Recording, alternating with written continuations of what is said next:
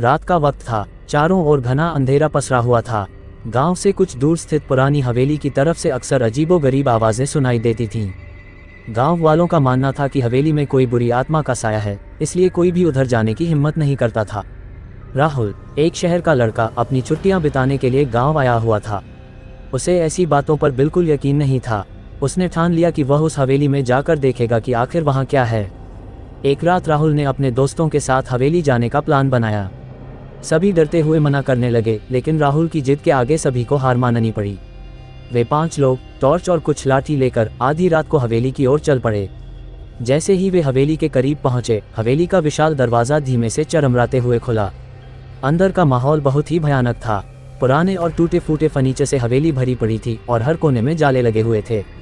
हवेली में घुसते ही राहुल और उसके दोस्तों को एक अजीब ठंडक का एहसास हुआ, मानो हवा भी यहाँ रुक चुकी हो। राहुल ने हिम्मत जुटाकर कहा, चलो अंदर चलते हैं, ये सब सिर्फ हमारी कल्पना है। वे धीरे धीरे आगे बढ़ने लगे। हवेली के अंदर एक लंबा गलियारा था जो अंधकार में खोया हुआ था। गलियारे के अंत में एक बड़ा कमरा था जहाँ से हल्की हल्की आवाज़ें आ रही थीं। राहुल ने अपने दोस्तों की ओर देखा और इशारा किया कि वे उसके पीछे पीछे चलें। जब वे कमरे के करीब पहुंचे तो दरवाज़ा अपने आप धीरे धीरे खुल गया। अंदर का दृश्य देखकर सभी की चीख निकल गई। कमरे के बीचों बीच एक पुरानी कुर्सी पर एक बूढ़ी औरत बैठी थी जो अजीब तरह से हंस रही थी। उसकी आंखें बिल्कुल सफ़ेद थीं, मानो उसमें जान ही न हो। उसकी हंसी सुनकर पूरे कमरे में ठंडक फैल गई। राहुल ने हिम्मत कर पूछा, आप कौन हैं? बूढ़ी औरत ने जवाब नहीं दिया, बस हंसती रही। तभी कमरे की दीवारों पर खून से लिखे शब्द उभरने लगे, तुम बच नहीं पाओगे। डर के मारे राहुल और उसके दोस्त कमरे से बाहर भागने लगे, लेकिन गलियारे का दरवाज़ा बंद हो चुका था। हवेली की सभी लाइटें अचानक बंद हो गईं। चारों ओर घुप पर अंधेरा और सन्नाटा था। फिर अचानक हवा में एक ठंडी आहट गूंजने लगी।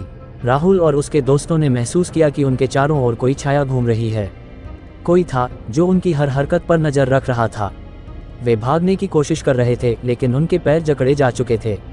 अचानक एक जोर की चीख सुनाई दी और हवेली की दीवारों से खून टपकने लगा। राहुल ने पलट कर देखा, उसके सभी दोस्त गायब हो चुके थे। वह अकेला खड़ा था, हवेली की ठंडक और डरावनी छाया के बीच। आखिर में हवेली से कभी भी कोई बाहर नहीं निकल पाया। राहुल की चीखें हवेली की चारदीवारी में ही गूंजती रहीं और वह भी उस बुरी आत्मा का हिस्सा बन गया। अब भी रात में हवेली के आसपास जाने पर लोगों को वहां चीखें सुनाई देती हैं।